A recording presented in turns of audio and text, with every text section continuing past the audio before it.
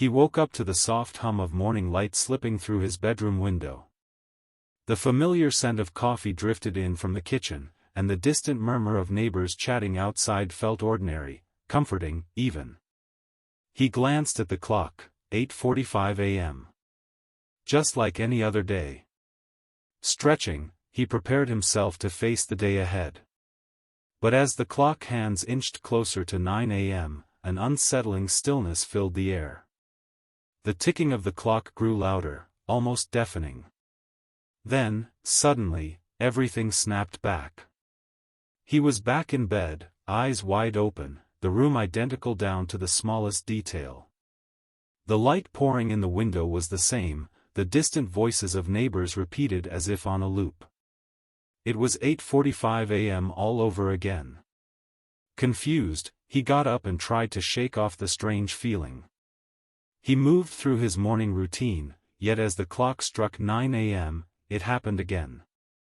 A sudden jolt, a flicker in reality, and he was back at the starting point. At first, he thought it was a glitch, a trick his mind was playing. But as the resets repeated, each time the same sounds, the same conversations, the same events, he realized the horrifying truth: he was trapped in an endless time loop. The world around him carried on, oblivious. People went about their business, unaware of the repetition. Only he retained the memory of every reset. Panic crept in as he tried to scream, to warn someone, but no words escaped his lips. Each loop felt heavier, like invisible chains tightening around his chest. Desperation pushed him to change things, small actions to break the cycle. He tried leaving the house, shouting at neighbors, even smashing objects. But no matter what he did, the clock struck 9 a.m., and he was dragged back again. Then, the subtle horrors began. He noticed shadows shifting where there should be none, dark, unnatural shapes that flickered just beyond his vision. A cold chill crawled up his spine when a figure appeared, a tall, dark silhouette lurking in the corners of his eyes, vanishing whenever he tried to focus on it. The figure never approached, but its presence was unmistakable, watching, waiting. The endless resets weren't just a glitch in time. Something was controlling it, something malevolent. As the hours blurred together, the line between reality and nightmare began to fade. He was caught in the first hour of an eternal prison, a loop with no escape, haunted not only by time but by the darkness that came with it. As the cycle dragged on, the world around him began to unravel. The neat, predictable loop warped into something unrecognizable. Objects blinked in and out of existence, his coffee cup vanished mid-sip, a chair warped into a twisted shape before snapping back. The streets outside flickered like an old, broken film reel. At first, he questioned his sanity. Was this a dream? A hallucination? But the relentless resets proved otherwise. Each 9 a.m. reset brought him back, the glitches growing worse, more aggressive. He found himself drawn to a cracked mirror in the hallway, the only surface that seemed to reflect the fractures in his reality. Etched faintly into the glass was a strange symbol, something ancient and arcane. His fingertips traced the lines, and suddenly, images flashed behind his eyes, faces of others trapped in similar loops, desperate and hollow-eyed, their pleas for help echoing silently. The dark figure from before appeared again, closer this time, its shape more defined but still shrouded in shadow. It moved with purpose, stalking just beyond the edges of perception. Wherever it went, the glitches followed, time itself seemed to shudder under its presence. He tried to run, but the world twisted, the ground beneath his feet bending like liquid. The loop wasn't just repeating, it was a cage, forged by something unseen but terrifyingly real. Every attempt to break free only tightened the invisible binds around him. The voices of the lost souls whispered through the glitches, warning him to stop searching, to accept his fate. But he couldn't. Not yet.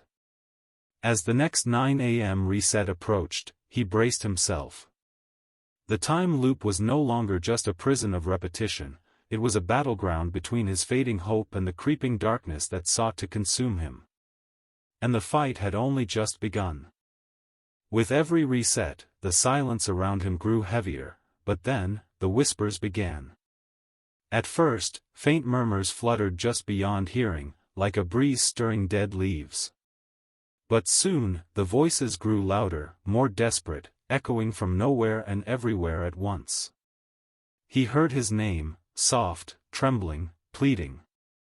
The walls seemed to bleed with faint scratches, messages carved deep into the peeling paint. "Help us, don't stay, you're next." His breath hitched as he scanned the empty rooms, shadows twisting into tortured faces that vanished the moment he blinked. The figure, the dark watcher, no longer stayed distant. It began to speak, its voice a hollow rasp that sent chills deep into his bones. It told stories of souls trapped before him, caught in the loop for years, decades, perhaps forever. Their anguish was a weight pressing on him, their fear a cold storm inside his chest.